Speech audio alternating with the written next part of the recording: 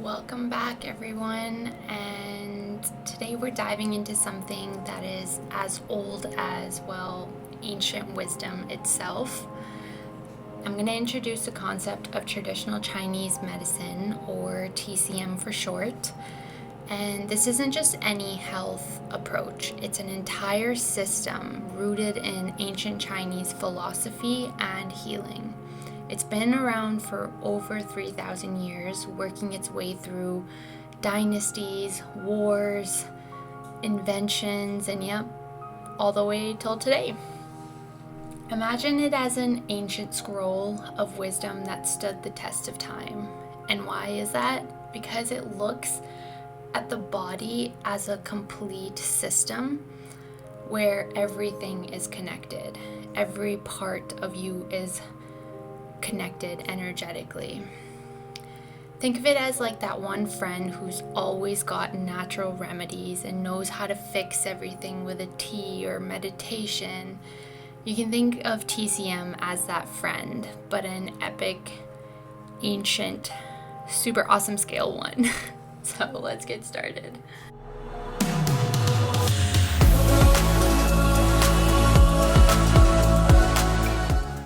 So the first concept we're going to start with is the concept of Qi. This is spelled Qi, but it's spelled and pronounced, as Qi. So Qi is the energy that runs through us all, and it does seem like an abstract concept, but it's believed to be the real power source that keeps us going, like our own internal battery pack. I heard this one guy talking about how when you get EKGs done or heart monitoring things done onto you, they usually apply those patches external to the body. They're not going into the body to figure out what's happening. And this is a foolproof way of showcasing that energy is always moving within our body, but also escapes our body for these machines to pick up the electrical impulses, then to give us a result of what's wrong within the body. So imagine if you had an energy meter that kept you moving, thinking, and feeling. That's what your Qi is. When it's flowing freely, you feel awesome. But when it's blocked, you get sluggish, I need a nap kind of vibe, or if it's going on for a lot longer, it can develop into aches and pains and mood dips. You want to think of Qi as your personal Wi-Fi signal. When it's strong, you're running smoothly, but when it's weak or blocked, well, we all know the frustration of a bad connection. So that's kind of what Qi is as a very broad general terminology and description, so that everyone can kind of get on the same page about what Qi is. Now that we have that under wraps, how does Qi move within our body? Like, is it just free flowing? What is it doing?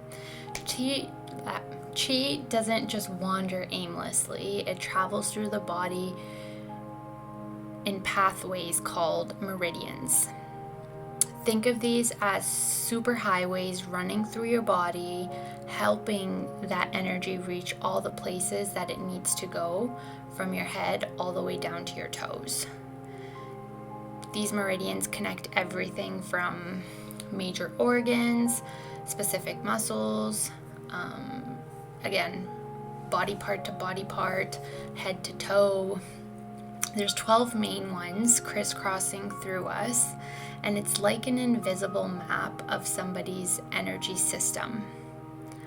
And acupuncture points themselves are, I call them like little bus stops along the way on these superhighways that you can supercharge your vehicle or like your body, kind of give it a little boost for whatever meridian.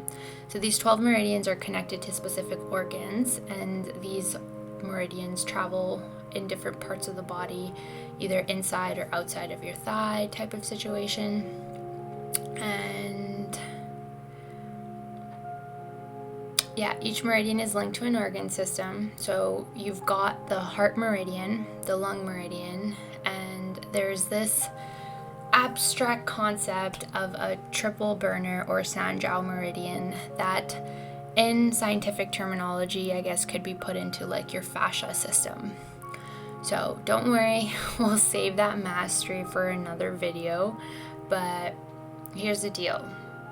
When one of these highways has a traffic jam, that's when things get out of balance and symptoms pop up.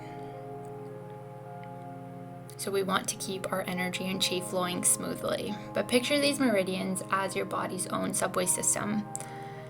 Sometimes a station gets a little crowded and you've got to clear the way for smooth travel for the rest of your body. If the crowd isn't cleared, it's going to keep jam packing and get busier and busier and busier till something else happens. Let's talk about the most iconic dynamic duo there has ever been, and that is the yin and yang balancing act that happens within our body. These two yin and yang things are like the ultimate balancing act.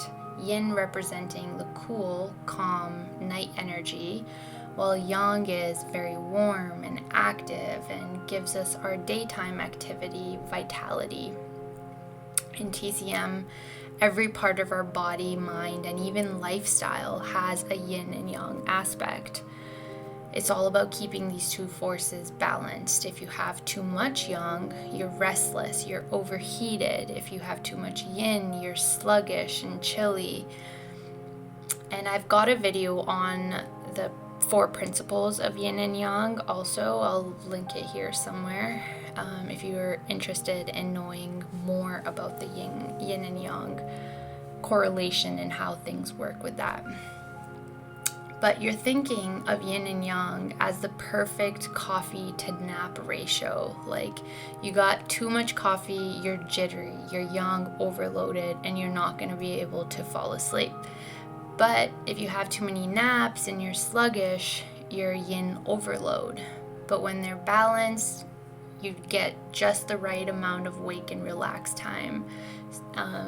That's one way to think about it. Let's tackle the most famous traditional Chinese medicine treatment, which is acupuncture.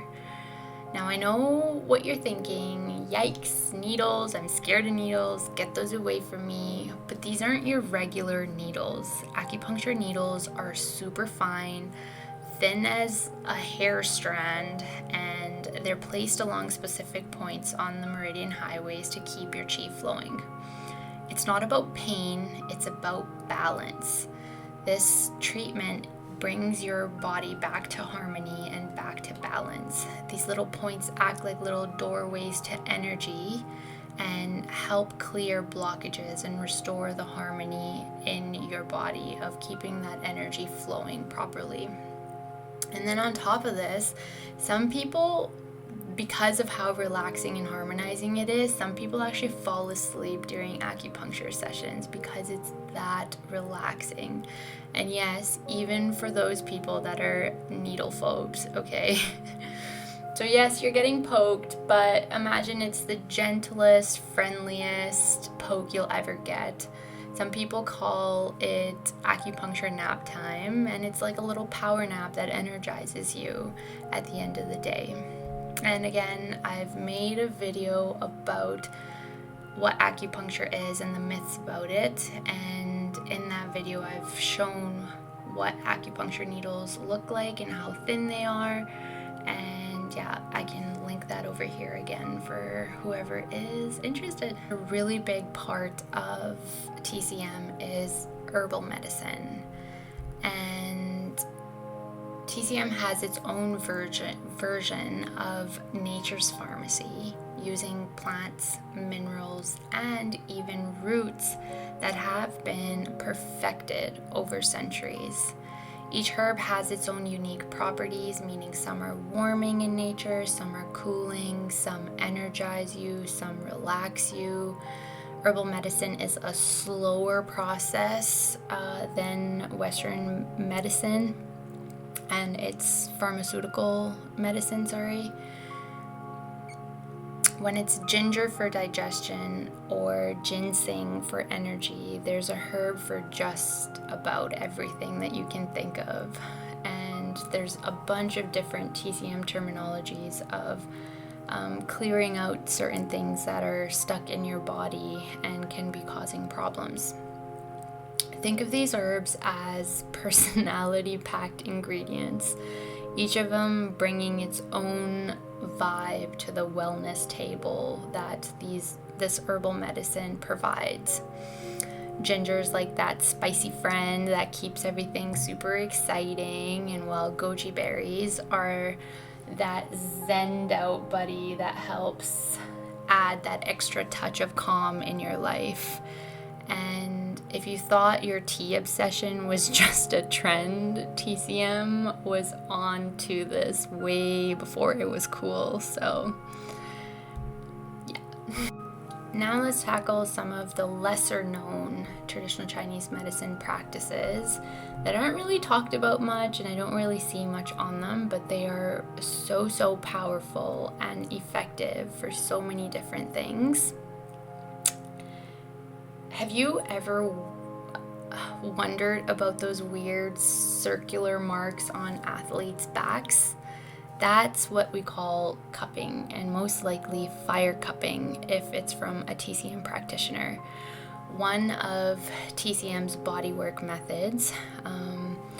Fire is placed within the cup, glass cups usually, and that creates the suction that's needed while you put the cups on somebody's back or body. Cups are placed on the skin and they create a gentle suction to release tension and improve circulation in that region. So that's a really good way for like releasing muscle tension, muscle knots, and all of such, and just helping improve circulation where there's a blockage. Then there's Moxibustion, which is a specific herb, mugwort to be specific, and it's burned close to an acupuncture point, and its job is to warm up qi flow. And this isn't needed for everyone, because depending on somebody's own constitution, if they have a lot of yang, you probably wouldn't use something that's going to warm them up some more, like it has its indications for when it is very useful and can be a very powerful tool to add. And there's different ways of doing Moxibustion also, which is a whole nother video type of knowledge. So we're gonna skip on over now to Tuina. What my instructor has called this is torture massage, okay? And it's a therapeutic massage that targets both muscles and energy flow, giving you a blend of physical and energetic relief. This isn't like your normal deep tissue massage or like your regular RMT massage, because again, the word of torture massage is in there, and this massage feels really uncomfortable because you're digging into that part of the tendon or muscle or body part that's being aggravated, and you kind of aggravate it a little bit more, not to the point where you're going to injure the person even more, but you aggravating it a little bit more so that you can bring more blood flow and energy into that region, and that provides healing after, following like a day or two after, because you will be extra sore a day or two after the torture massage, but a couple days after you'll notice the huge difference that made. And in TCM they love the concept of lean into the pain a little bit more so that you can heal faster rather than numbing it away or running away from the pain, which I'm a huge fan of. So now here's my thoughts on why TCM and Western medicine are like a perfect pairing and should be used more and more in conjunction together rather than being pinned against each other in the medical field right now. And it's not an either or deal. It's more of best of both worlds approach when these two medicines combine. And Western medicine is fantastic at diagnostics and managing acute symptoms and acute problems that happen, but TCM takes a whole body approach, working to prevent issues by keeping the body balanced.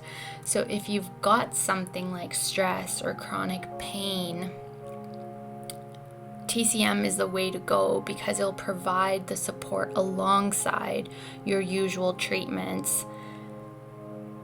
And it's like having both a trusty toolkit and a manual. You've got all the tools you need to solve the immediate problem with Western medicine. And then there's that long-term strategy to keep everything running and moving in the direction that you need and want for a better, healthy body. It's the ultimate team up, and I truly think that it should be talked about more and integrated more, and Western MDs should think about how this could help their patients in the long run, whereas not just to get rid of the symptoms, because TCM also looks at addressing the root of the problem, the issue, getting down to what's actually causing those symptoms to pop up in the body, which is the key. So now that you've had a taste of what traditional Chinese medicine is, what do you think about it? Have you ever tried any of these TCM practices? And if you have, what was your experience? Or maybe there's something here you want to know more about, and I can drop that in the comments and I can make a whole video about it and fill you in a little bit more, and let's get a discussion going with this. And if you enjoyed today's dive into the ancient wisdom, don't forget to hit that subscribe button and then join us next week for more insights into the world of wellness. See you later. Bye.